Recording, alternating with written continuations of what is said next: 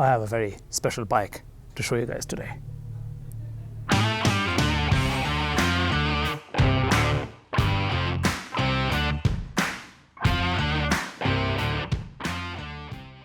This is the Z650 from Kawasaki, celebrating 50 years of the Z series that started way back in 1972 with the first ever Z1. That was one heck of a machine that started the Z revolution with a 900cc and then evolved into this Sugomi styled modern machine.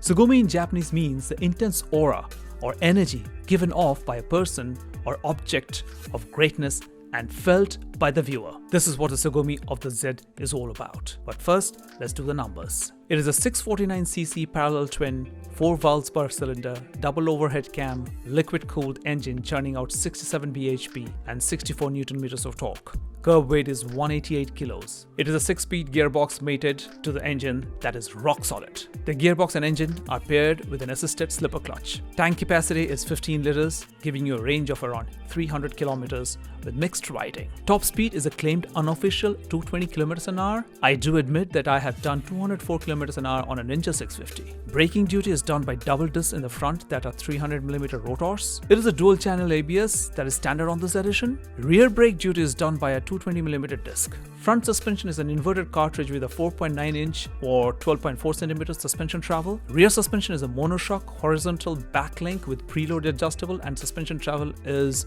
5.1 inches or 13 centimeters. So what is special about the anniversary edition? As you can see, it is a special limited edition. Not only is it a 50th anniversary edition of the Z series, it comes in the firecracker red reminiscent of the Z1100 GP series from 1981 that pushed the limits of air-cooled machines. These heritage colors of the firecracker red is a specially blended paint and comes with dark blue and silver highlights marking the commemorative years in gold, as well as a 50th anniversary logo on the front fender and premium gold finish emblems on the tank. Other distinguishing features in these exclusive models are the black finished frames, special textured seats, and red wheels with pinstripes.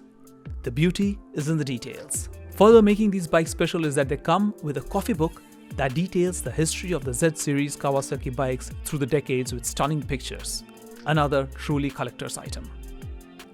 Now let me show you how I sit on this bike. Seat height is a typical Street Fighter 790mm or 31 inches. I'm 165 centimeters tall, around 5'6", and I sit pretty comfortably with both my feet planted firmly on the ground. Seat height is actually pretty comfortable for a beginner, but I must say that this bike would be a handful for a beginner.